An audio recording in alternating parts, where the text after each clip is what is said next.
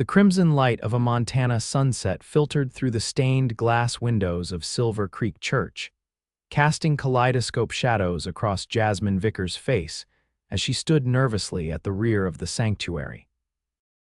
Her fingers trembled as she smoothed down her daughter's unruly auburn curls, so like her own. Little Lucy, just turned 5, fidgeted impatiently in her Sunday best, eager to explore the unfamiliar surroundings of their new home. "Remember what I told you, darling," Jasmine whispered, kneeling to meet her daughter's bright green eyes. "Best behavior, this is our fresh start." The journey from Boston had been arduous, especially for a young widow and her child. At least, that was the story Jasmine had carefully cultivated since arriving in Silver Creek 2 weeks prior. The small Montana township of 1885 seemed the perfect place to rebuild their lives, far from the whispers and judgment that had followed them in the East. Lucy nodded solemnly, though her attention had already wandered to the weathered piano in the corner. Jasmine took a steadying breath and stepped forward, guiding her daughter toward an empty pew near the back. The congregation of Silver Creek was small but curious, and Jasmine felt the weight of their stares as she moved down the aisle. She had expected this.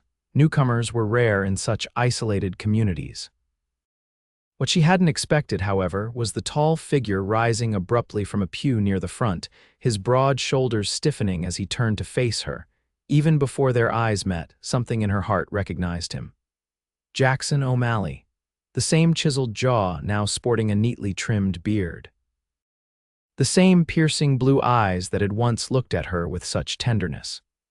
The same man who had left her behind 6 years ago, riding west with promises to send for her once he'd made his fortune. The same man who never knew he'd left her with more than just broken promises. The hymn being sung faltered as Jackson's Bible clattered to the wooden floor. His face drained of color as his gaze moved from Jasmine to Lucy, taking in the child's delicate features, the determined set of her small chin so like his own and those unmistakable O'Malley eyes. Jasmine pulled Lucy closer, instinctively shielding her daughter from the shock and recognition dawning on Jackson's face.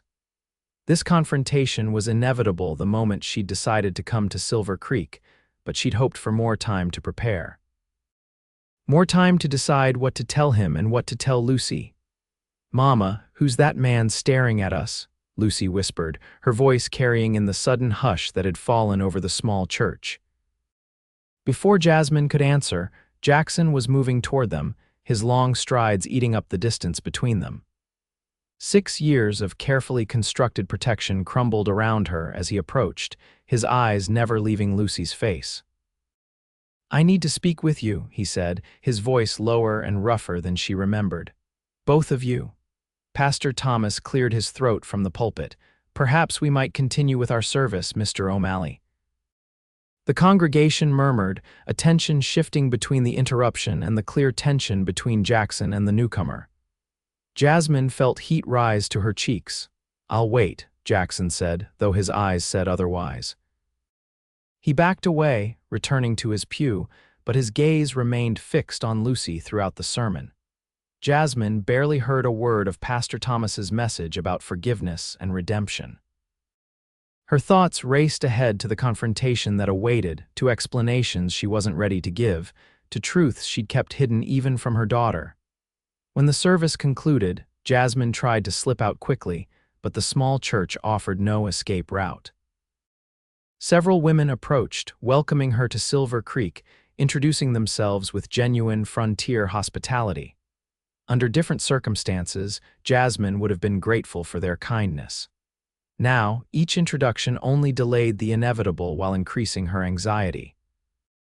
"Mrs. Miller says you're opening a millinery shop," said a plump woman with kind eyes. "We've been desperate for proper hats since old Mrs. Weatherby passed."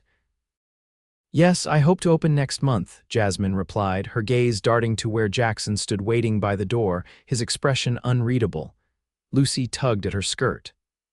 "Mama, can I go look at the piano?" "Not now, sweetheart," Jasmine said, gripping her daughter's hand more tightly than necessary.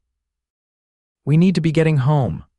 "I'll walk you," came Jackson's voice suddenly beside them. He tipped his hat to the ladies surrounding them. "If you'll excuse us, ladies, I'd like to help Mrs. Vickers get settled in our community." The women exchanged knowing glances that made Jasmine's stomach twist. Jackson O'Malley's attention to a new widow would be the talk of Silver Creek by suppertime. "I'm not Mrs. Vickers," Jasmine corrected automatically. "Miss, I never married." The silence that followed was deafening.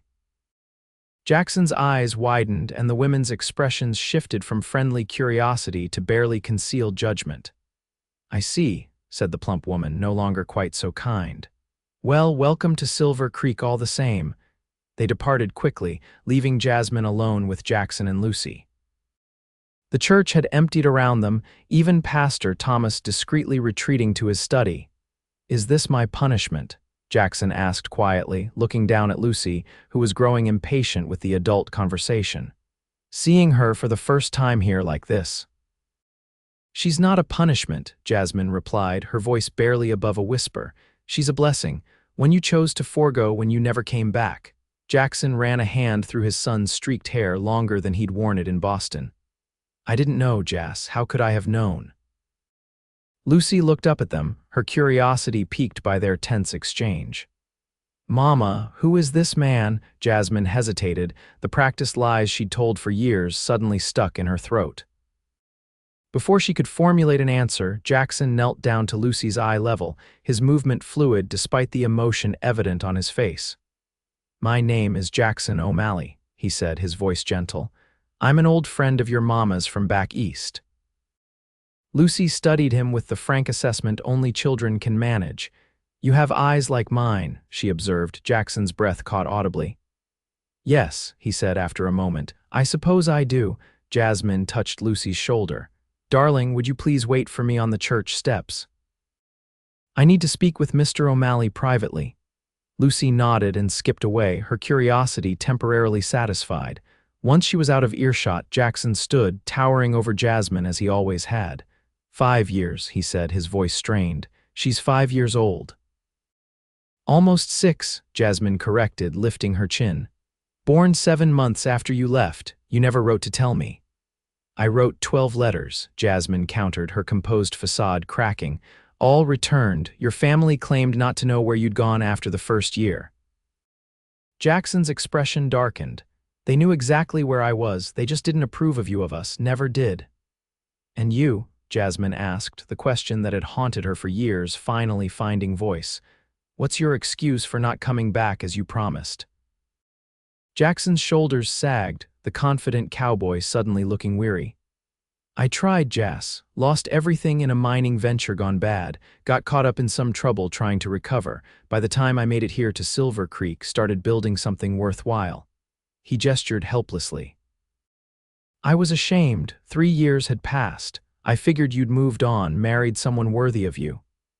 Instead, I became the scandal of Boston," Jasmine said bitterly. "An unmarried mother working as a seamstress, shunned by society and family alike." Regret flashed across Jackson's face. "I never meant, your intentions don't matter much now," Jasmine interrupted. "What matters is Lucy. She believes her father is dead, a brave soldier lost in the western frontier. That's the story I gave her when she started asking questions." "Dead," Jackson repeated, looking stricken. "You told our daughter I was dead." "It seemed kinder than the truth that her father simply never came back for us," Jasmine replied, though the justification sounded hollow even to her own ears. Jackson looked toward the church steps where Lucy sat patiently, her small legs swinging. "She deserves to know the truth, Jas, and I deserve a chance to be her father." "You lost that right when you disappeared for 6 years, Jasmine said, though with less conviction than before. Seeing them together, noting their identical expressions of determination, had shaken her resolve. "I'm not the same reckless boy who left Boston," Jackson said. "I own the largest cattle ranch in the county now. I've built a good life here, a life that should have been yours too." He paused, studying her face. "Why Silver Creek, Jas? Of all the places you could have gone, why here?"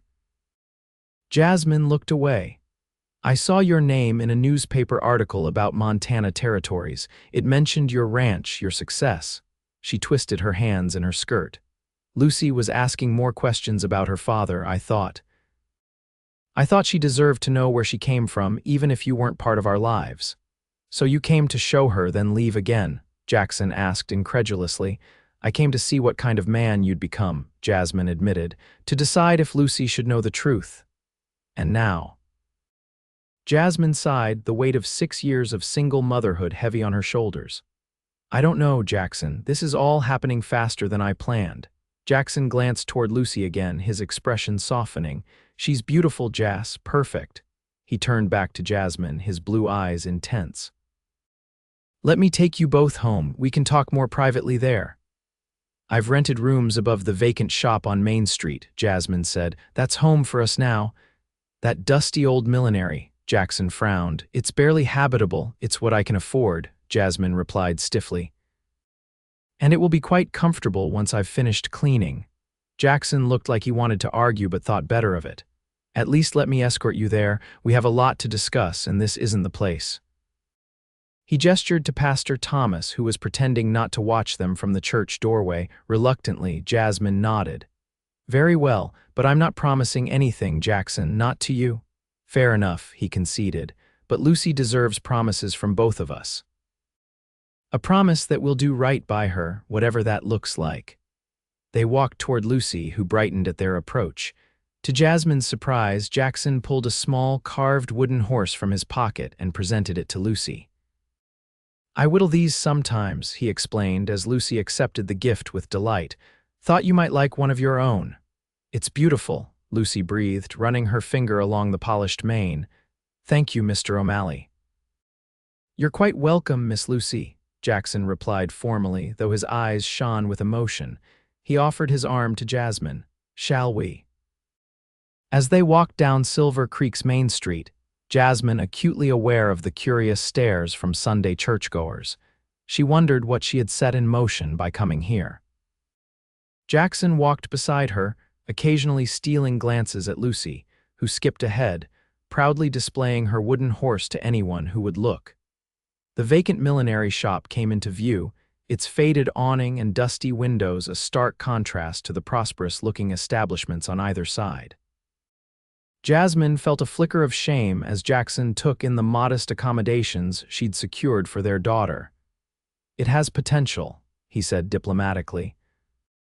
It will be lovely once I've hung proper curtains and set up my sewing room, Jasmine replied, extracting a key from her reticule to unlock the side door that led to the upstairs apartment. The space was small but clean, with 2 narrow beds in the bedroom and a combined kitchen and sitting area. Jasmine had already arranged her few possessions neatly, making the sparse room as homey as possible with embroidered cushions and a colorful quilt. Lucy, why don't you put your new horse with your other toys while I speak with Mr. O'Malley? Jasmine suggested. Once Lucy had disappeared into the bedroom, Jackson removed his hat, turning it nervously in his hands. I want to be part of her life, Jas. It's not that simple, Jasmine replied, keeping her voice low. She believes you're dead. How do I explain that her father has been alive all along, living just miles from where we've now settled? We tell her the truth, Jackson said firmly. That I made a terrible mistake leaving, that I never knew about her, and that I want nothing more than to be her father now. Jasmine shook her head. You can't just walk into her life and claim fatherhood after 6 years. She needs time, we both do. Jackson set his hat down on the small table and stepped closer. I've missed 6 years of her life, Jas. 6 years I can never get back. Please don't ask me to miss any more. His nearness was disorienting, bringing back memories of stolen kisses in her father's garden, of promises whispered under starlight. Jasmine stepped back, needing distance to think clearly. What exactly are you proposing? She asked cautiously. Let me court you, Jackson said, the words rushing out as if he'd been holding them back. Properly this time. Let Lucy get to know me as your friend first, then when the time is right we can tell her together. Jasmine laughed incredulously. Court me after everything that's happened. I never stopped loving you, Jackson said quietly. Even when I thought I'd lost my chance with you forever. Before Jasmine could respond, Lucy appeared in the doorway, clutching a worn rag doll. Mama, can Mr. O'Malley stay for lunch? I want to show him my doll collection. Jackson looked at Jasmine, his expression pleading. She sighed, recognizing the stubborn set of Lucy's jaw, another trait inherited from her father.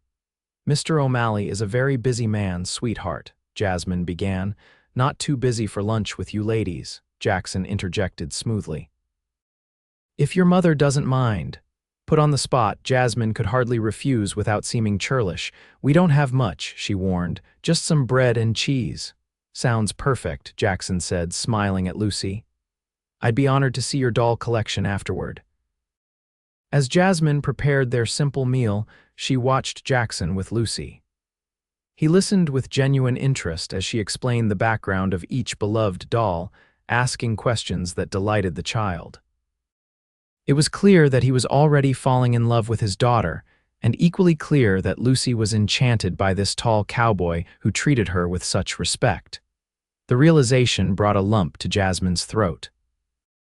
She had come to Silver Creek seeking closure, perhaps even justice for the years of hardship. Instead, she found herself facing a more complicated truth. Jackson O'Malley might have failed her once, but he could be exactly the father Lucy deserved. Over lunch, Jackson told stories of ranch life that had Lucy wide-eyed with excitement. He described breaking wild horses, rounding up cattle, and sleeping under the stars during cattle drives. "Have you ever ridden a horse, Miss Lucy?" he asked. Lucy shook her head. "Mama says horses are expensive in the city. We always took omnibuses." "Well, here in Montana, knowing how to ride is essential," Jackson said, glancing at Jasmine. "Perhaps your mother would allow me to teach you someday." "Oh, can I, Mama?" Lucy begged, bouncing in her seat. "Please." Jasmine hesitated. "We'll see," she said finally. "Mr. O'Malley is very busy with his ranch." "Never too busy for riding lessons," Jackson assured them. "In fact, I have the perfect gentle mare for beginners. She carried my foreman's children before they grew too big for her." As lunch concluded, Jackson reluctantly rose to leave. "I've taken enough of your Sunday," he said, "but I'd like to call on you again if I may." "Why?" Lucy asked innocently. Jackson knelt to her level. "Because I think your mama and I could be good friends again." "And because you're a mighty interesting young lady I'd like to know better." Lucy considered this seriously. "Mama doesn't have many friends here yet. You should definitely come back." Jackson laughed, ruffling her auburn curls. "I'll do that." He stood and turned to Jasmine. "Tomorrow. I could help you with some of the repairs this place needs." "That's not necessary," Jasmine protested, though she'd been wondering how she would fix the leaking roof over the shop. "Necessary, no. Neighborly, yes," Jackson countered. "Besides, I'm handy with tools, always was." Jasmine remembered. Jackson had worked as a carpenter's apprentice in Boston, his skilled hands creating beautiful furniture that belied his humble position. It was one of the many qualities that had drawn her to him, despite her father's objections to her associating with a tradesman's son. "Very well," she conceded, "but I insist on preparing you a proper dinner in exchange." Jackson's smile was warm. "I look forward to it." He retrieved his hat, bowing slightly to Lucy. "Until tomorrow, Miss Lucy." After he'd gone, Lucy helped Jasmine clear away their lunch dishes. "I like Mr. O'Malley," she declared. "He tells good stories." "Yes, he always did," Jasmine murmured, memories flooding back of evenings spent listening to Jackson spin tales of the West he longed to see. "His eyes are exactly like mine," Lucy observed casually. "Isn't that funny, Mama?" Jasmine nearly dropped the plate she was drying. "Yes, quite a coincidence," she managed, wondering how much longer such explanations would satisfy her increasingly perceptive daughter. That night, after Lucy had fallen asleep, Jasmine sat by the window overlooking Silver Creek's Main Street. The town was quiet, only the saloon at the far end showing signs of life. Somewhere beyond the buildings, past the rolling hills visible in the moonlight, lay Jackson's ranch, the dream he'd pursued instead of the life they might have built together. She wondered what tomorrow would bring, and whether she was making another mistake by allowing Jackson back into their lives. The practical part of her knew that Lucy needed a father, and that Jackson had the right to know his daughter. But her heart, scarred from years of abandonment and struggle, warned her to be cautious. As the town clock struck 10, Jasmine made a decision. She would allow Jackson to be part of Lucy's life, but slowly, carefully. She would protect her daughter from false hopes and broken promises. And she would guard her own heart against the man who had already broken it once before. With that resolution firm in her mind, Jasmine finally retired to bed, unaware that across town, Jackson O'Malley sat on the porch of his modest townhouse, whittling another wooden animal for the daughter he'd just discovered, his mind filled with plans to win back the family he never knew he had. The following morning dawned clear and bright, the Montana sky a canvas of vivid blue stretching endlessly above Silver Creek. Jasmine rose early, her sleep having been fitful at best. The prospect of Jackson's return had her nerves on edge, and she channeled her anxiety into cleaning the shop space below their apartment. By mid-morning, the bell above the shop door jangled, announcing a visitor. Jasmine looked up from the counter she was scrubbing to find Jackson standing in the doorway, hat in hand, a toolbox at his feet. "Good morning," he said, his gaze taking in her disheveled appearance, hair tied back with a simple ribbon, sleeves rolled up, apron spattered with dust and cleaning solution. Jasmine straightened, suddenly self-conscious. "You're earlier than I expected." "Ranching habits," he explained with a shrug. "We start at dawn," he gestured to the toolbox. "Thought I'd take a look at that roof first, noticed some water damage on the ceiling yesterday." "Lucy's still asleep," Jasmine said. "Sunday is our only day to rest." Jackson nodded. "All the more reason to let her sleep while I make some noise up there." He paused, studying the space. "This could be a fine shop, Jas. The location's good right between the general store and the dressmakers." "That was my thought," Jasmine agreed, relaxing slightly into the neutral topic. "Women coming for dresses might want hats to match, and everyone visits the general store." "Smart thinking," Jackson said, genuine admiration in his voice. "Always were the brains between us." The compliment, unexpected and sincere, caught Jasmine off guard. "Yes, well, intelligence didn't prevent me from making some rather significant mistakes," she said, more sharply than intended. Jackson's expression sobered. "If you're referring to us, I'd say the mistake was mine." He picked up his toolbox. "The ladder to the roof is out back." Jasmine nodded, grateful for his change of subject. "Behind the building, be careful up there." "Always am," Jackson assured her, moving toward the rear door. He paused, turning back. "For what it's worth, Jas, Lucy isn't a mistake, she's a miracle." He disappeared before Jasmine could respond, leaving her standing in the middle of her half-cleaned shop, heart pounding at his words. Lucy was indeed a miracle, the one brightness in years of hardship. That Jackson could see it too, after knowing their daughter for less than a day, stirred emotions Jasmine had long suppressed. She returned to her cleaning with renewed vigor, the rhythmic scrubbing a welcome distraction from her tumultuous thoughts. Above, she could hear Jackson's footsteps on the roof, the occasional hammer strike echoing through the ceiling. Lucy appeared around 9, still in her nightgown, rubbing sleep from her eyes. "Mama, who's making that noise?" "Mr. O'Malley has come to fix our roof," Jasmine explained, helping Lucy into a simple day dress. "He's being very kind to help us." Lucy brightened. "Can I watch him work?" "Better not, sweetheart. Roofing is dangerous." Seeing her daughter's disappointment, Jasmine added, "But perhaps you could help me prepare some lemonade for when he's thirsty." This suggestion met with enthusiasm, and soon Lucy was carefully measuring sugar into a pitcher while Jasmine squeezed lemons. The domestic scene felt strangely natural, as if they were preparing refreshments for the man of the house returning from his labors, a dangerous fantasy that Jasmine quickly suppressed. Jackson worked steadily through the morning, stopping only when Jasmine called him down for the promised lemonade. He descended the ladder, his shirt damp with perspiration, face streaked with dirt, but wearing a satisfied smile. "Found the problem," he announced, accepting the glass Lucy proudly offered. "Previous owner let a section rot clean through. I've patched it temporarily, but you'll need proper repairs before the rainy season." "Thank you," Jasmine said sincerely. "What do I owe you for your time?" Jackson looked affronted. "Nothing. Consider it a welcome gift." "I can't accept charity," Jasmine insisted, her pride still intact despite years of struggle. Jackson considered her for a moment, then nodded.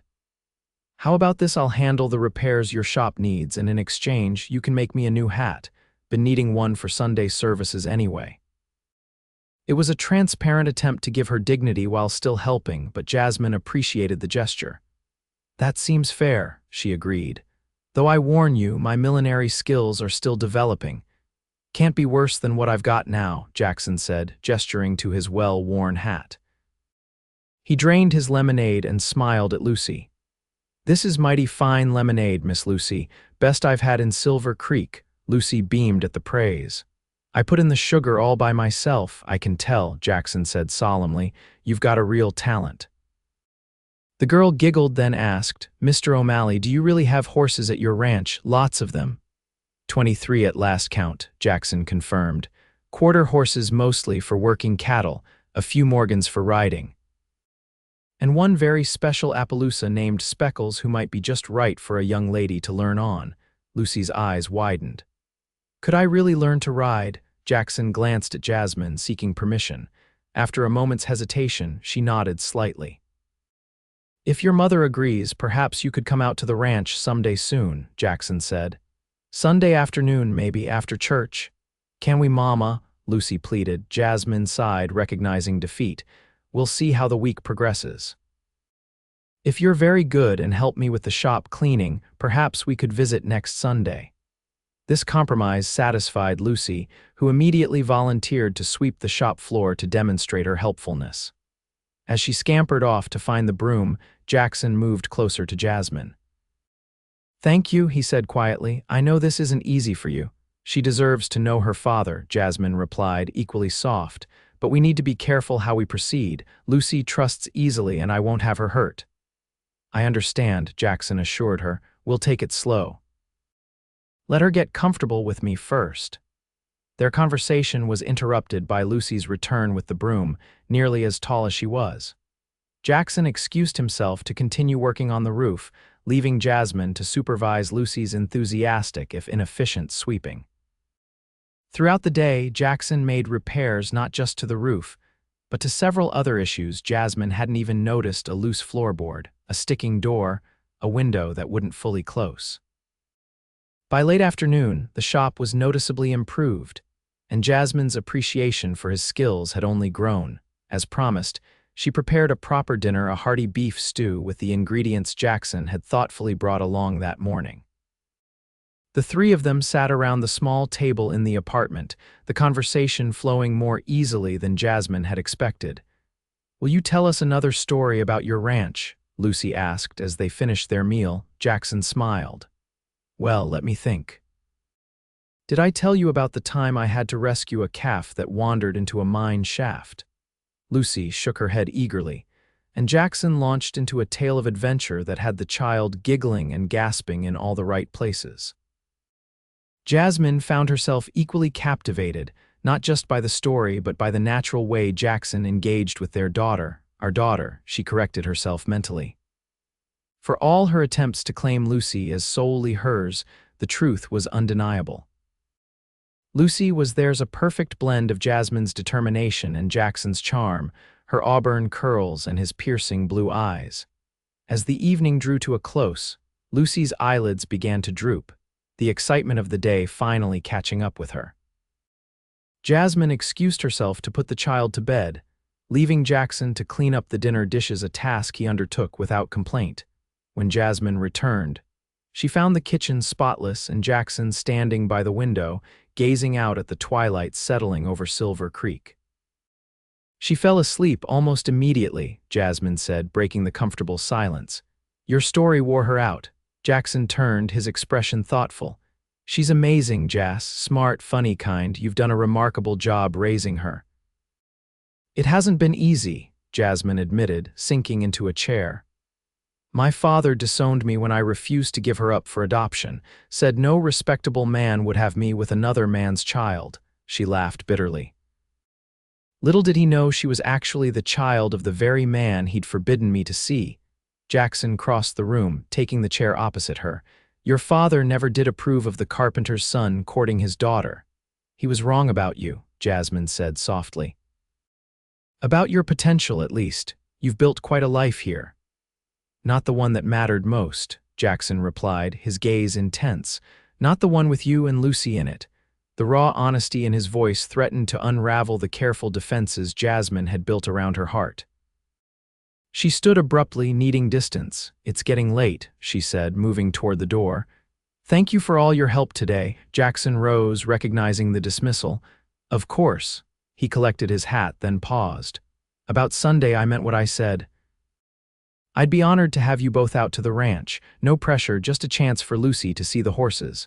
Jasmine nodded. "If the weather's fair, we'll come after the service." "I'll look forward to it," Jackson said, his smile genuine. He hesitated, then added, "Good night, Jas," before stepping out into the evening. As she bolted the door behind him, Jasmine leaned against the solid wood, emotions warring within her. The day had shown her a side of Jackson she hadn't expected: responsible, skilled, gentle with Lucy.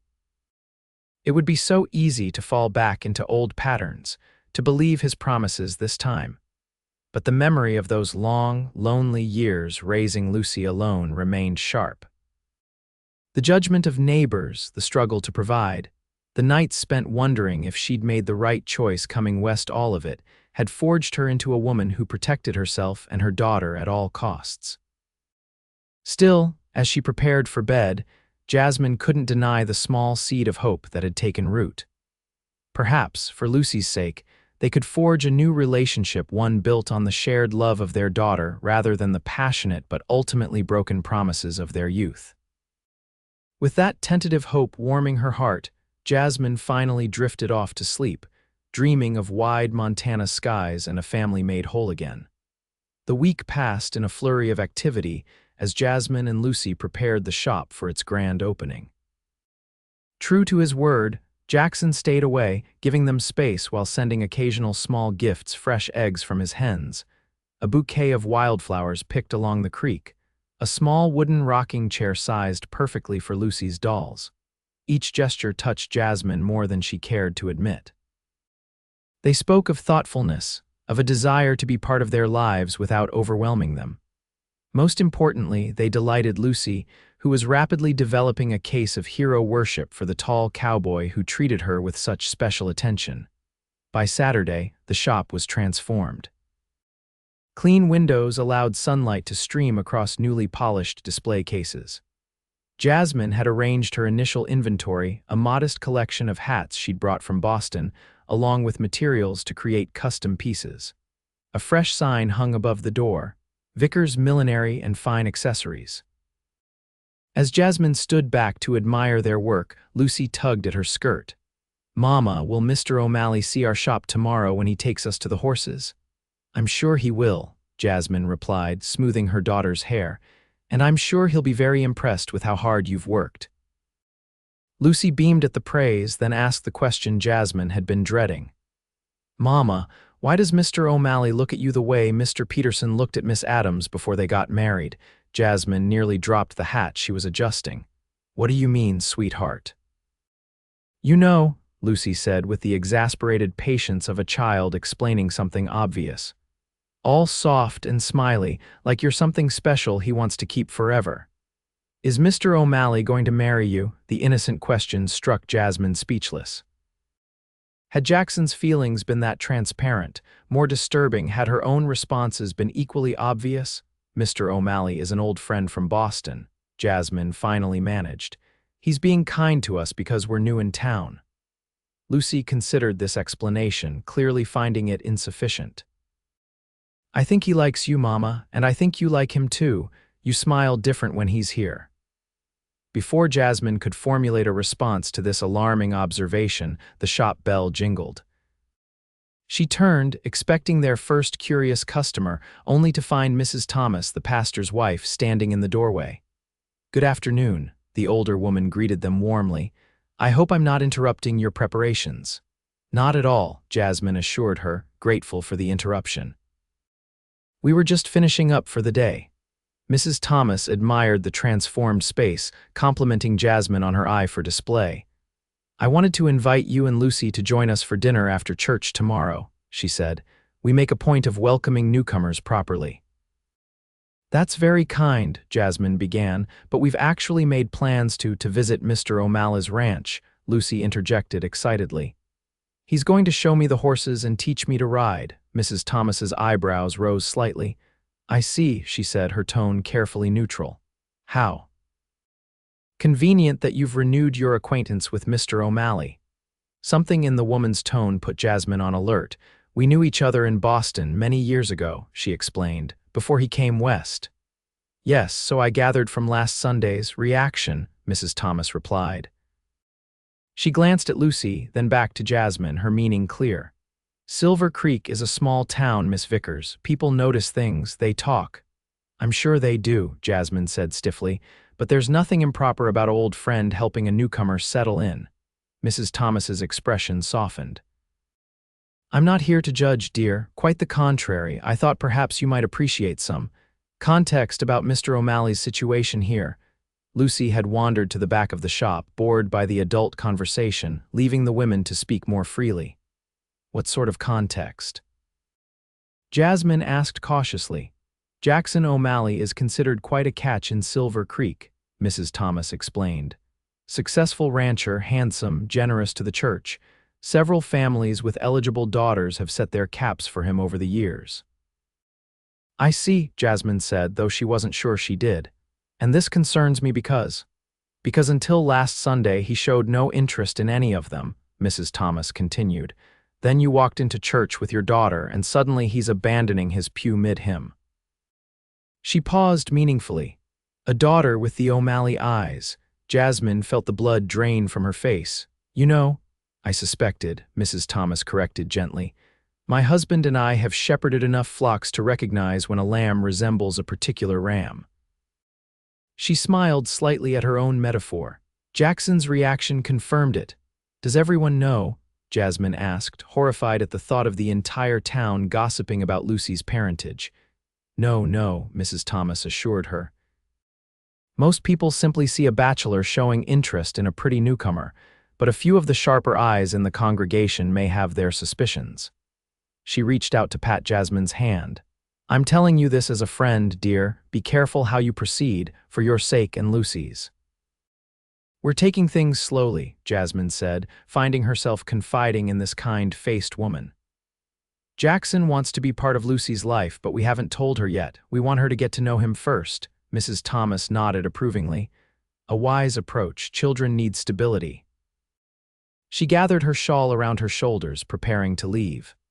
Our dinner invitation stands whenever you're free, and Miss Vickers, I hope you'll consider our church your home here, regardless of what develops between you and Mr. O'Malley. After the pastor's wife departed, Jasmine locked the shop door and leaned against it, overwhelmed by the conversation. She'd been naive to think Lucy's resemblance to Jackson wouldn't be noticed, especially in a community as close-knit as Silver Creek. The question now was how to navigate the inevitable gossip while protecting Lucy from painful truths before she was ready to hear them. That night, as she tucked Lucy into bed, Jasmine found herself studying her daughter's features more intently than usual. The O'Malley eyes, yes, but also his straight nose, the shape of his ears, even the way she frowned in concentration. How had she thought she could keep the truth hidden in a town where Jackson was known and respected? Mama, Lucy murmured sleepily. Are you excited about the horses tomorrow? Jasmine smiled, pushing aside her worries. Yes, darling, very excited. Me too, Lucy said, already drifting off. And I think Mr. O'Malley is excited too. He likes us, Mama, I can tell. Yes, Jasmine whispered as her daughter fell asleep. I believe he does. Sunday morning dawned bright and clear, perfect weather for their planned excursion.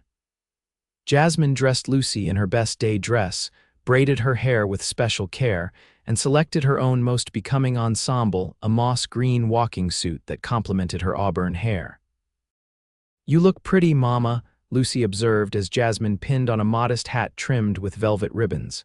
Thank you, sweetheart, Jasmine replied, smoothing her skirts. We want to look our best for church. And for Jackson, a small voice added in her mind, which she firmly silenced.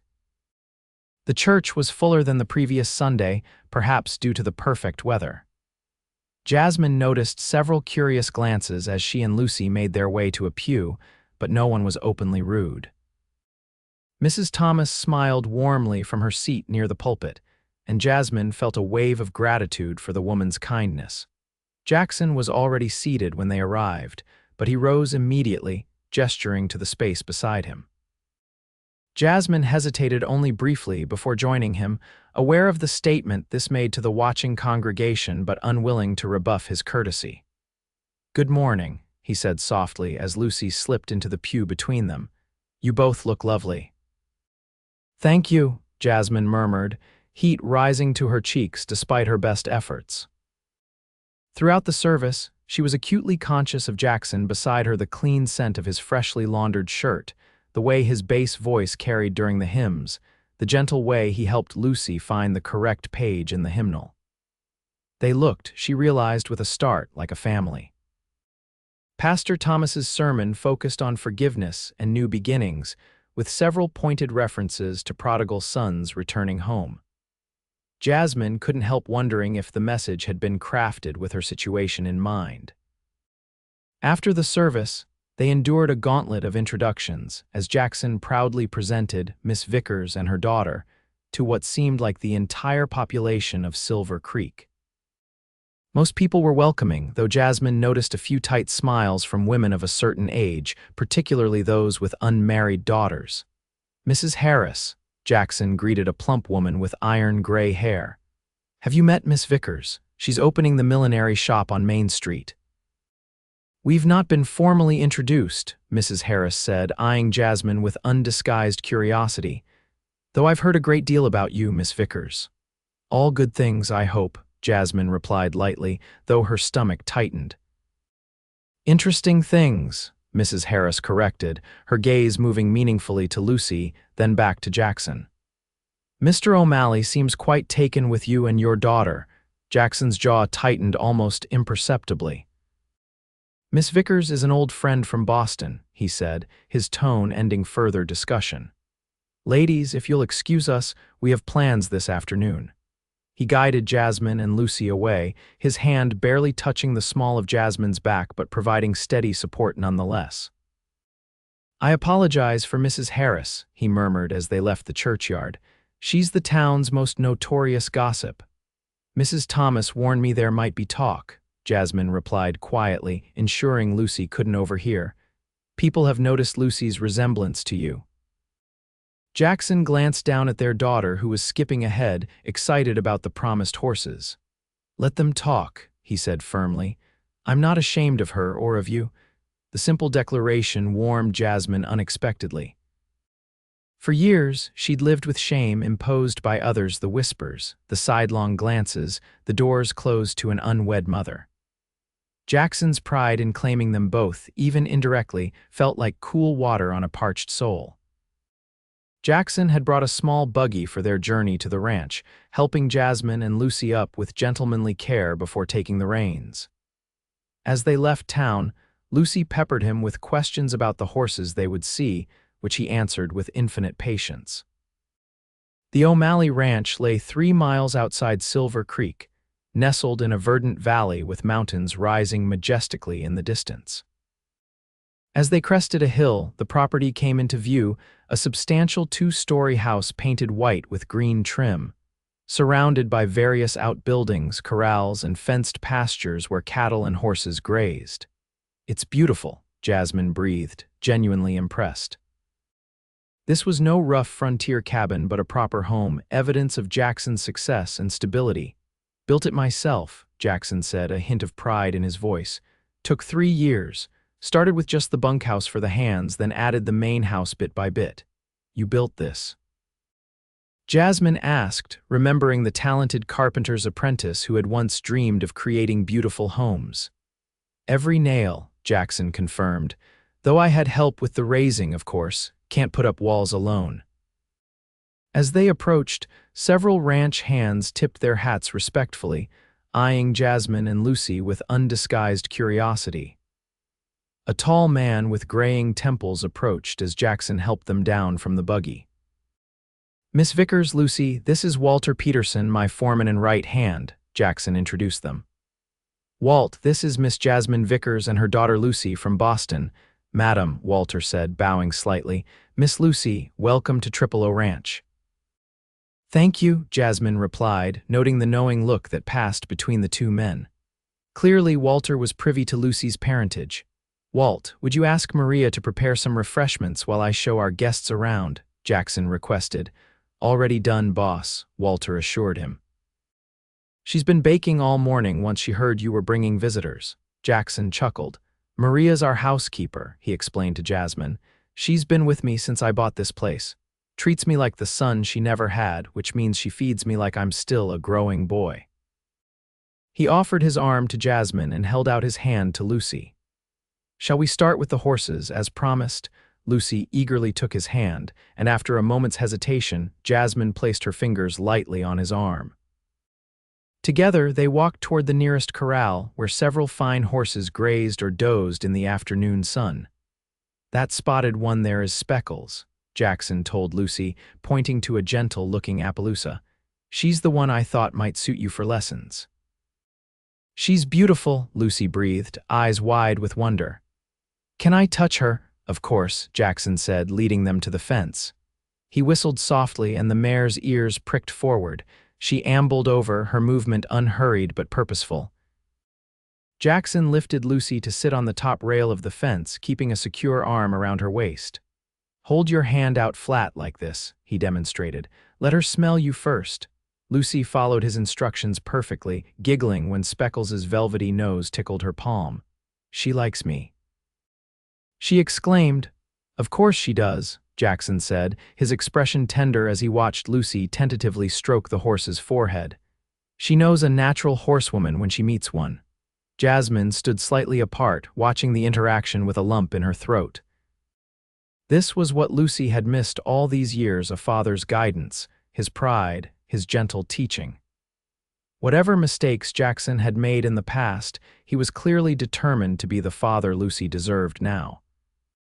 After Lucy had thoroughly befriended Speckles, Jackson took them on a tour of the ranch, the barn with its sweet-smelling hay, the chicken coop where Lucy delightedly collected still warm eggs, the vegetable garden tended by Maria, and finally the house itself.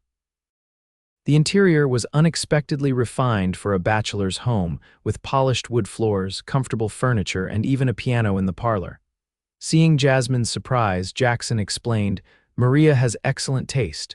She insisted I make this a proper home, not just a place to hang my hat." Maria herself proved to be a round, cheerful Mexican woman of indeterminate age, who clucked over Lucy like a mother hen and served them a feast of fresh baked bread, cold chicken, and apple pie still warm from the oven. "You too skinny," she told Jasmine, piling more food on her plate. "Both of you need feeding up." She shot Jackson an accusatory look. "You bring them sooner, Senor Jackson, not wait so long." "Yes, Maria," Jackson agreed meekly, winking at Lucy, who giggled at seeing the tall cowboy chastised like a schoolboy. After the meal, while Lucy helped Maria feed scraps to the chickens, Jackson invited Jasmine to see the view from the front porch. They stood side by side, looking out over the valley as the afternoon sun bathed everything in golden light. "You've built something magnificent here," Jasmine said honestly. "I can see why you never came back east." Jackson turned to face her, his expression serious. "That's not why I stayed away, Jas. I told you the truth. I lost everything in that mining venture. Nearly got myself killed trying to win it back. By the time I had something worth offering you, I thought it was too late." "You could have written," Jasmine said, the old hurt surfacing despite her resolve to focus on the present. "I did," Jackson replied, surprising her. 3 letters. All returned unopened." He sighed. "Your father's doing, I assume." Jasmine stared at him, stunned. "I never received any letters from you, not one. And I never received yours," Jackson said gently. 12, you said?" "Yes," Jasmine confirmed, her mind racing. "All returned marked addressee unknown after the first year." Jackson shook his head. "I was in Denver that whole time, working for a builder. Everyone in the neighborhood knew me." He ran a hand through his hair in frustration. "Your father was more determined to keep us apart than I realized." The revelation that her father had intercepted Jackson's letters, had deliberately kept them apart, hit Jasmine like a physical blow. How different might their lives have been if those letters had reached their intended recipients? He knew I was carrying your child, Jasmine said softly. He must have. That's why he was so insistent I give her up for adoption, marry the banker's son he'd chosen for me. And instead you chose Lucy, Jackson said, admiration clear in his voice. You chose the harder path. The only path, Jasmine corrected. She was part of you, part of us. I couldn't give her away. Jackson moved closer, his hands gently taking hers. I've missed so much, Jas. Her first steps, first words, all those moments I can never get back. His voice roughened with emotion. But I'm here now. I want to be her father, a real father, not just a friend who gives her wooden toys and riding lessons. Jasmine felt tears gathering. I know, and you should be. Lucy deserves that. And what about you? Jackson asked, his gaze intense. What do you deserve, Jasmine? Before she could answer, Lucy's voice called from inside the house, breaking the moment. Mama, Mr. O'Malley, Maria made hot chocolate. Jasmine withdrew her hands from Jackson's, suddenly aware of how close they'd been standing. We should go in, she said, her voice unsteady. Jackson nodded, though reluctance was written clearly on his face. This conversation isn't finished, Jas, he said quietly, but it can wait until we're truly alone.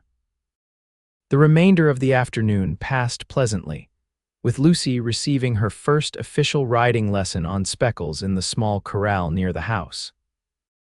Jackson proved to be a patient teacher, and by the time the sun began to set, Lucy was proudly sitting up straight in the saddle, guiding the gentle mare in wide circles. Did you see me, Mama? She called, her face flushed with excitement. I'm riding all by myself. I see you, darling, Jasmine called back, her heart full at her daughter's joy. You're doing wonderfully. When it was finally time to leave, Lucy nearly cried with disappointment. Can't we stay longer? Please, Mama. Not today, sweetheart, Jasmine said firmly. We have school tomorrow and the shop opening to prepare for. Jackson knelt to Lucy's level. Your Mama's right, but how about this? If it's all right with her, you can come back next Sunday for another lesson.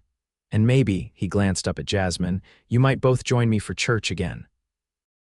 Can we, Mama? Lucy pleaded, her expression so hopeful that Jasmine couldn't refuse. Yes, we'll come to church with Mr. O'Malley, she agreed. And if you're very good all week, we'll come for another riding lesson afterward. Lucy threw her arms around Jackson's neck in an impulsive hug. Thank you for teaching me about horses, Mr. O'Malley. Jackson returned the embrace, his eyes meeting Jasmine's over their daughter's head. The raw emotion in his gaze, love, gratitude, a plea for more time with both of them, touched something deep within her. On the ride back to town, Lucy fell asleep against Jackson's shoulder, worn out from the excitement of the day. They drove in comfortable silence, the peacefulness of twilight settling around them like a blanket. As they approached Silver Creek, Jackson spoke softly, mindful of the sleeping child between them. I want to do this right, Jas. Court you properly, like I said. Give Lucy time to know me before we tell her who I really am. And if she doesn't take the news well. Jasmine asked, voicing her deepest fear. If she feels betrayed that we've kept this from her, then we'll face that together, Jackson promised. But children are resilient and Lucy loves you. She'll understand that you were protecting her. Jasmine wasn't so certain, but she nodded anyway. One step at a time, she agreed.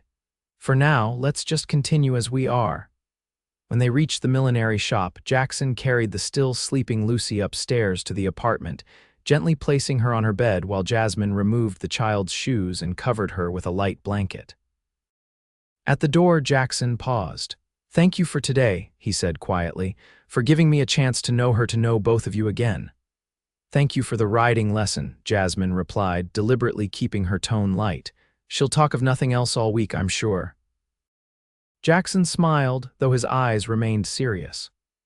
Good night, Jas, he said, bending to brush his lips against her cheek, a touch so brief she might have imagined it, yet it left her skin tingling long after he'd gone.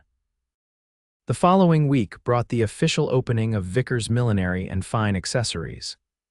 To Jasmine's surprise and delight, the shop was busy from the moment she unlocked the doors. Women from Silver Creek and surrounding ranches flocked in, some genuinely interested in her wares, others clearly curious about the newcomer who had captured Jackson O'Malley's attention. Most were friendly, if inquisitive.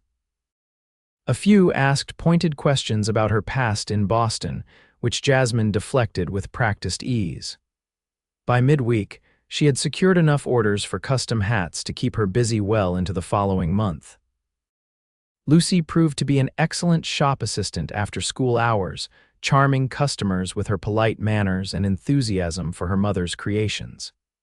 She spoke freely about their visit to the O'Malley Ranch, innocently fueling the town gossip without realizing it. Jackson himself visited the shop twice, once to deliver a package of nails he claimed to have forgotten during his roof repairs, and again to invite them to dinner at the town's only restaurant on Saturday evening. Both times he was scrupulously proper, maintaining a friendly but respectful distance that nevertheless had the town's gossips speculating wildly. By the time Sunday arrived again, Jasmine found herself looking forward to church with an anticipation that had little to do with spiritual matters. She chose her dress with special care, a deep blue that matched her eyes, and styled her hair in a more flattering fashion than her usual practical bun. Lucy noticed, of course. "You look extra pretty today, Mama," she observed as they prepared to leave. "Is it because we're seeing Mr. O'Malley?" "I always try to look my best for church," Jasmine replied, avoiding the question. Lucy hummed skeptically, sounding far older than her years. "Mr. O'Malley will think you're pretty too." Jackson was waiting for them outside the church, resplendent in a new suit that fit his broad shoulders perfectly. He tipped his hat, also new. Jasmine noticed and offered his arm. "Ladies," he greeted them warmly, "may I escort you inside?" As they entered the church together for the second Sunday in a row, Jasmine was keenly aware of the statement they were making. In a small town like Silver Creek, being seen together at church on multiple occasions was tantamount to a public declaration of intentions. Pastor Thomas's sermon that day focused on family, the importance of strong bonds between parents and children, husbands and wives. Jasmine couldn't help wondering if the message was directed at her and Jackson, particularly when the pastor made pointed references to the healing power of forgiveness and the joy of reconciliation. Afterward, as they prepared to leave for the ranch, Mrs. Thomas approached them with a warm smile. "It does my heart good to see you all together," she said, her meaning clear. "God works in mysterious ways, bringing people together across time and distance." "Yes, madam, he certainly does," Jackson agreed, his hand resting lightly on Lucy's shoulder in a gesture that appeared casual but struck Jasmine as subtly possessive, a father claiming his child, even if the world didn't yet know.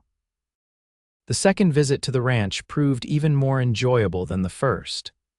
Lucy's riding lesson progressed remarkably, with Jackson declaring her a natural horsewoman. Jasmine found herself relaxing into the day, laughing more freely than she had in years, as Jackson regaled them with tales of ranch mishaps and cowboy misadventures. After dinner, while Lucy helped Maria feed the chickens, again a task she had declared her special job, Jackson invited Jasmine to walk with him to a small pond behind the house. They strolled in comfortable silence for a few minutes, the setting sun painting the water in shades of gold and crimson. "I've been thinking," Jackson said finally, "about telling Lucy the truth." Jasmine tensed. "It's too soon, she's only just getting to know you, and she likes me," Jackson pointed out gently. "She trusts me." "Isn't it better to tell her now, before that trust is tested by discovering we've kept this from her?" Jasmine couldn't deny the logic of his argument, yet fear still gripped her heart. "What if she resents me for lying about you being dead, for keeping her from you all these years?" Jackson took her hand, his calloused fingers warm against her skin. "She loves you, Jas, more than anything, and she's old enough to understand, at least a little, why you made the choices you did." Jasmine looked out over the pond, considering his words. "When?" she asked finally. "When should we tell her?" "Soon," Jackson said. "But not today. Let's give her one more perfect day with us before we complicate things." Jasmine nodded, grateful for his understanding. "And how do we explain, us, what we are to each other now?" Jackson turned to face her fully, still holding her hand. What are we to each other, Jas? He asked softly. Friends, former sweethearts, something more? The directness of the question caught her off guard. I don't know, she admitted. I didn't come to Silver Creek expecting to find you or to feel. Feel what? Jackson prompted when she trailed off. Jasmine met his gaze, deciding honesty was the only path forward. Confused, angry still sometimes, but also drawn to you despite everything, for Lucy's sake and perhaps for my own. Jackson's expression softened. I never stopped loving you, Jasmine Vickers, not for a single day in 6 years. I built this ranch for you, designed that house with you in mind, even though I thought I'd lost you forever. The declaration, so simple and heartfelt, broke through the last of Jasmine's carefully constructed defenses. I tried to stop loving you, she whispered, for my own sanity, for Lucy's stability, but seeing you with her the way you care for her without even knowing her. She shook her head. It would be easier if you were still the reckless boy who left me behind. I'm not that boy anymore, Jackson said, stepping closer. I'm a man who understands what matters, who knows what he lost and would do anything for a second chance. His free hand came up to cup her cheek. Anything, Jas. The tenderness in his touch, the sincerity in his eyes, the years of longing between them, it all culminated in a moment of perfect clarity. Jasmine leaned forward, closing the distance between them. Their lips met softly at first, tentatively, as if both feared the other might pull away. But when neither did, the kiss deepened. 6 years of separation and longing poured into a single, perfect connection. When they finally parted, Jackson rested his forehead against hers. Marry me, Jasmine, he whispered. Let me be Lucy's father in name as well as blood. Let me be your husband, the man I should have been all along. Jasmine drew back slightly, surprised by the sudden proposal. Jackson, we've only just— I know it seems sudden, he interrupted gently, but we've lost so much time already, I don't want to lose any more. He took both her hands in his. I'm not asking for an immediate wedding, just a promise that we're moving toward that future together. Jasmine looked into his eyes, seeing the boy she'd loved and the man he'd become, a man who had created a beautiful home and successful business. A man who had fallen instantly in love with their daughter. A man who, despite their years apart, still looked at her as if she were the only woman in the world. Yes, she said finally, the word barely audible but filled with certainty.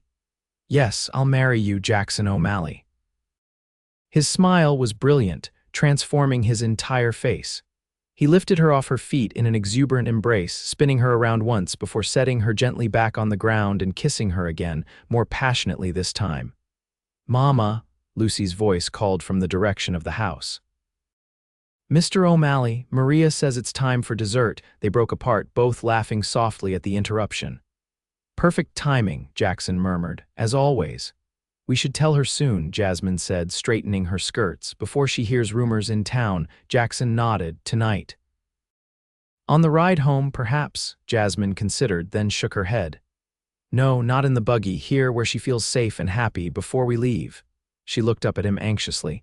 Will you help me find the words? We'll find them together, Jackson promised, kissing her forehead. Just like we'll face whatever comes after together. They walked back to the house hand in hand, both nervous but resolved. Inside, they found Lucy at the dining table, eyeing a large slice of apple pie topped with fresh cream.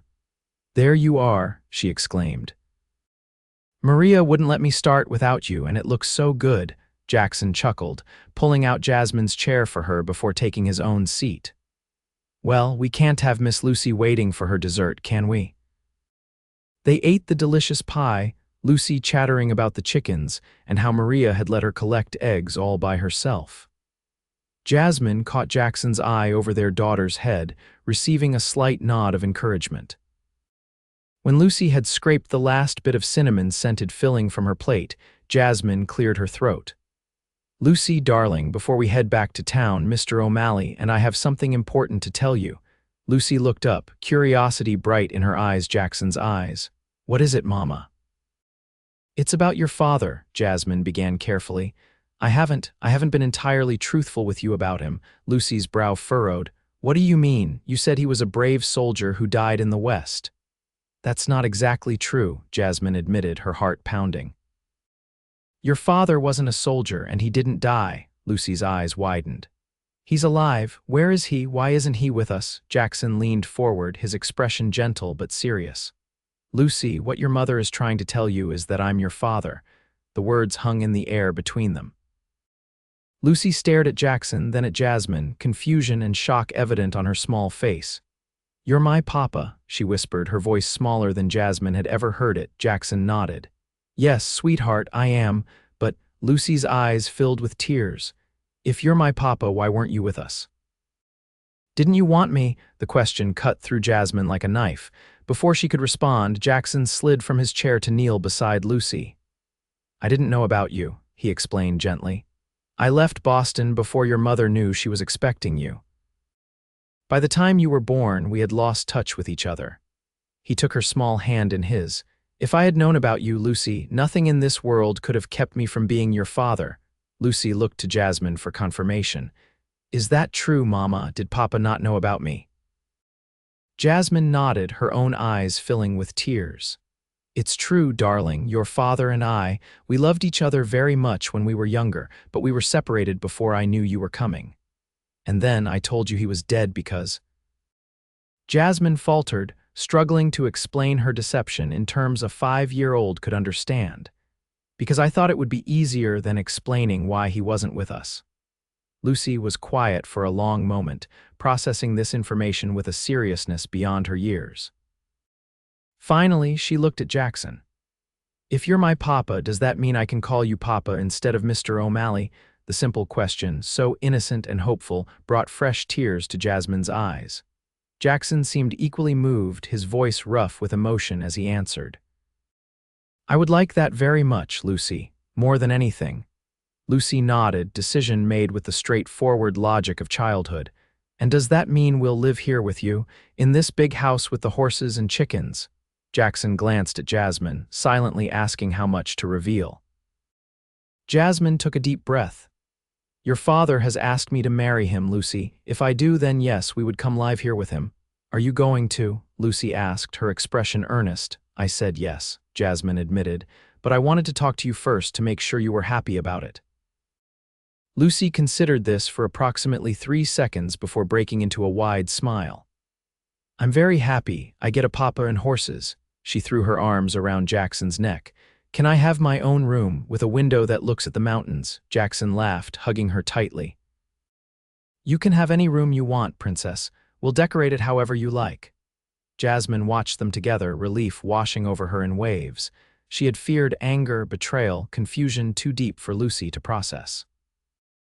Instead, her daughter had accepted the truth with the resilience and open heart of childhood, embracing not just the father she'd discovered but the new life he offered. When Lucy finally released Jackson from her enthusiastic embrace, she turned to Jasmine with a practical question. When are we getting married to Papa? The phrasing we instead of you made both adults smile. We haven't decided yet, Jasmine answered. There's a lot to arrange first. Like what? Lucy pressed. Well, we need to get to know each other better, Jackson explained. Your mama and I have been apart for a long time, and I need to court her properly the way a gentleman should. Lucy wrinkled her nose. That sounds boring. Why can't we just get married tomorrow? Because some things are worth waiting for, Jackson told her with a glance at Jasmine that made her blush. Good things come to those who wait. Isn't that right, Mama? Very right, Jasmine agreed, her heart full as she looked at the family she had never expected to find in Silver Creek, Montana. The ride back to town that evening was filled with Lucy's excited chatter about when we live with Papa and all the things she planned to do on the ranch. Jasmine let her talk, grateful for her daughter's easy acceptance and Jackson's patience in answering each question. At the door to their apartment, Jackson kissed Jasmine's cheek chastely, mindful of Lucy's watchful eyes. Good night, ladies, he said. I'll call on you tomorrow if that's all right. Good night, Papa, Lucy said, trying out the word with evident pleasure. After he'd gone, as Jasmine helped Lucy prepare for bed, her daughter asked the question Jasmine had been expecting all evening. Mama, why did you tell me Papa was dead when he wasn't? Jasmine sat on the edge of Lucy's bed, choosing her words carefully. When you were very small and started asking about your father, I didn't know where he was or if we would ever see him again. I thought. She hesitated. I thought it might be easier for you to believe he had died a hero than to wonder why he wasn't with us. Lucy considered this. Were you very sad when you lost Papa? Yes, Jasmine admitted. Very sad. I loved him very much. And now you found him again, Lucy said with the simple wisdom of childhood, and we're going to be a real family. Yes, Jasmine agreed, smoothing her daughter's hair. We are, Lucy yawned, the excitement of the day finally catching up with her. I'm glad Papa isn't dead, she murmured as her eyes drifted closed, and I'm glad he has horses. Jasmine laughed softly, kissing her daughter's forehead. So am I, sweetheart, so am I. The following weeks passed in a whirlwind of activity. News of Jackson and Jasmine's engagement spread quickly through Silver Creek, generating both congratulations and inevitable gossip. Pastor Thomas announced their intention to marry from the pulpit, effectively giving the relationship the church's blessing and quieting some of the more judgmental voices in the community. Jackson courted Jasmine properly, as promised, with regular dinners, Sunday outings with Lucy, and appropriate gifts delivered to the millinery shop. Each evening, he would escort them home, kiss Jasmine chastely at the door, and bid them good night like a perfect gentleman. In private moments, however, stolen kisses in the millinery storeroom, whispered conversations on the ranch porch while Lucy rode speckles under Maria's watchful eye. Their passion for each other burned as brightly as it had in their youth, tempered now by maturity and the shared love of their daughter. Jasmine's business flourished, her Eastern designs and techniques bringing a touch of sophistication to Silver Creek that proved immensely popular. Jackson, meanwhile, began renovations on the ranch house, adding a dedicated sewing room for Jasmine and transforming the bedroom beside the master's suite into Lucy's dream room, complete with the requested mountain view. As autumn painted the Montana landscape in golds and crimsons, they set a wedding date for the first Saturday in October. The ceremony would be held at the ranch, with Pastor Thomas officiating and the entire town invited to celebrate. The night before the wedding, after Lucy had finally fallen asleep despite her excitement, Jasmine stood at the window of their apartment, looking out at the stars twinkling above Silver Creek. Tomorrow, they would move permanently to the ranch, to the home Jackson had built in many ways for her. A soft knock at the door startled her from her reverie. Opening it, she found Jackson standing there, a small package in his hands. It's bad luck to see the bride before the wedding, she teased, though she made no move to close the door. I'll risk it, he replied with a smile. I wanted to give you this tonight when we could be alone. Jasmine glanced toward Lucy's bedroom. She's asleep. Come in, but just for a moment. Jackson stepped inside, closing the door quietly behind him. I have something for you, he said, presenting the package. A wedding gift, though not the only one. Jasmine unwrapped the brown paper carefully, revealing a small wooden box exquisitely carved with roses and vines. Opening it, she gasped at the delicate gold locket nestled inside.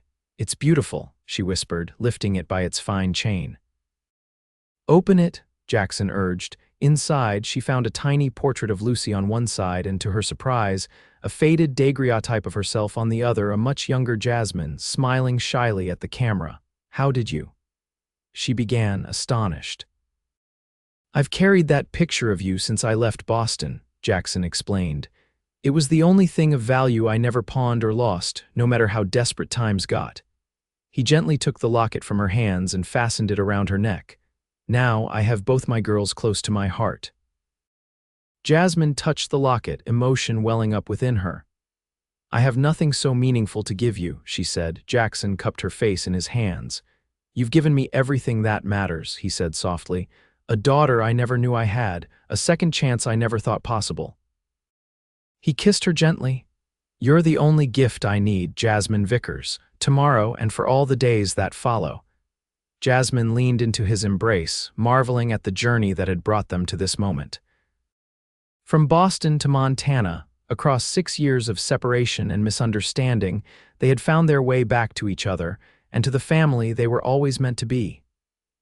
I should go, Jackson said reluctantly after a few precious minutes in each other's arms. Walt's waiting with the wagon and we have a busy day tomorrow. "One more kiss," Jasmine requested, rising on tiptoe to press her lips to his. "To last until tomorrow," Jackson obliged, holding her close one final time before tomorrow made her his wife. "Until tomorrow, my love," he whispered against her hair. "Sleep well." After he'd gone, Jasmine returned to the window, watching as Jackson climbed into the waiting wagon and disappeared down the moonlit street.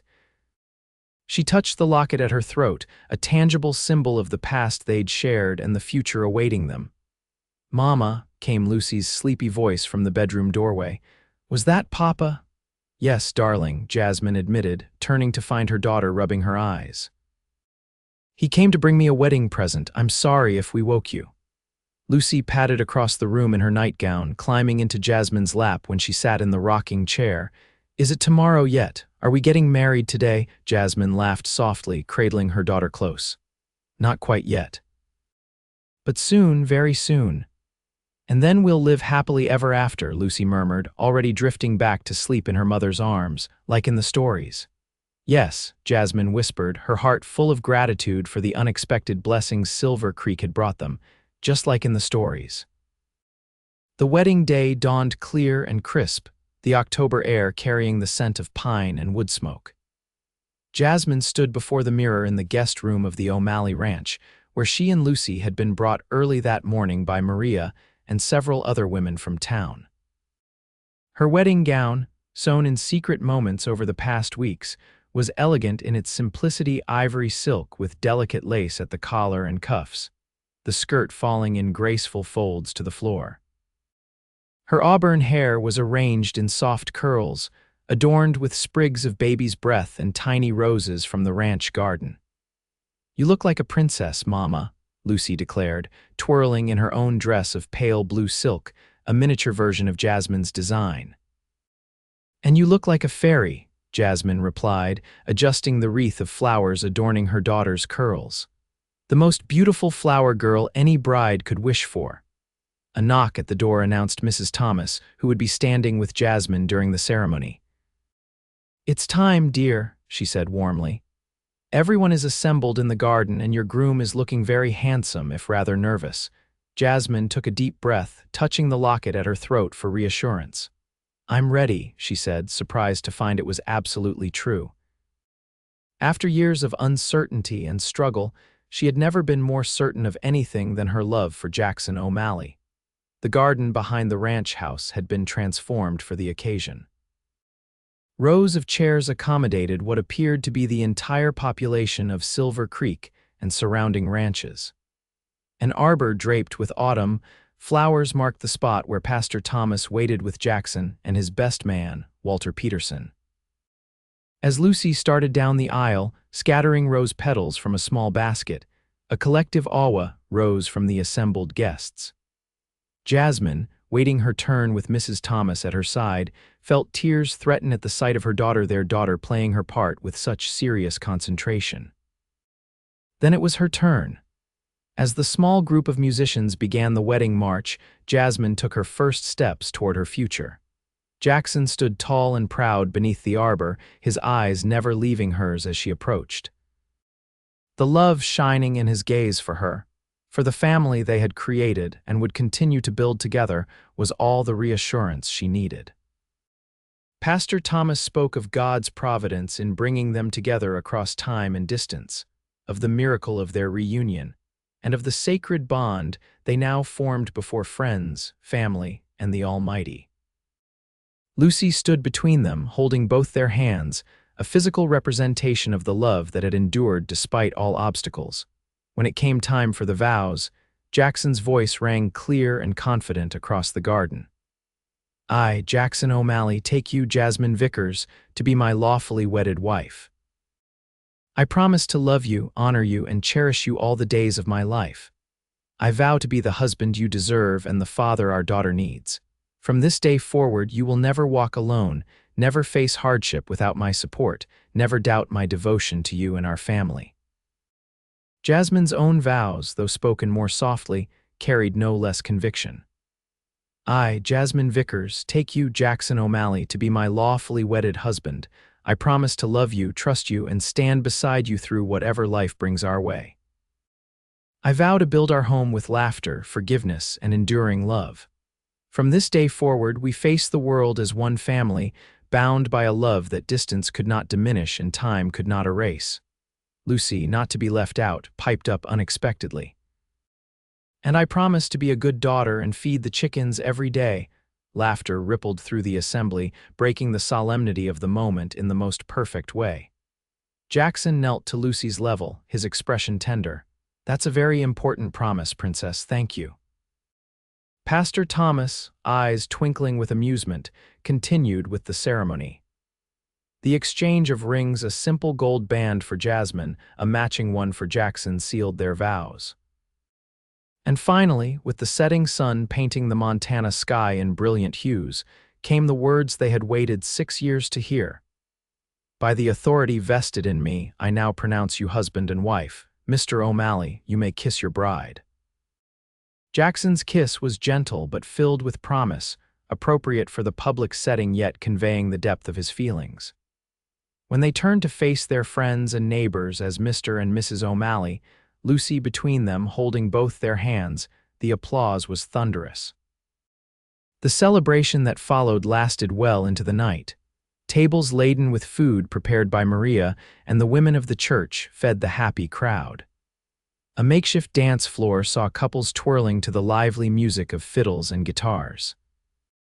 Jackson and Jasmine shared their first dance as husband and wife to a waltz, their movements perfectly synchronized despite the years apart. Later, as the party continued around them, they stole a moment alone on the porch, watching the stars emerge above their home with Lucy asleep on Jackson's lap, worn out from dancing and excitement. "Happy, Mrs. O'Malley?" Jackson asked softly, his arm around Jasmine's shoulders.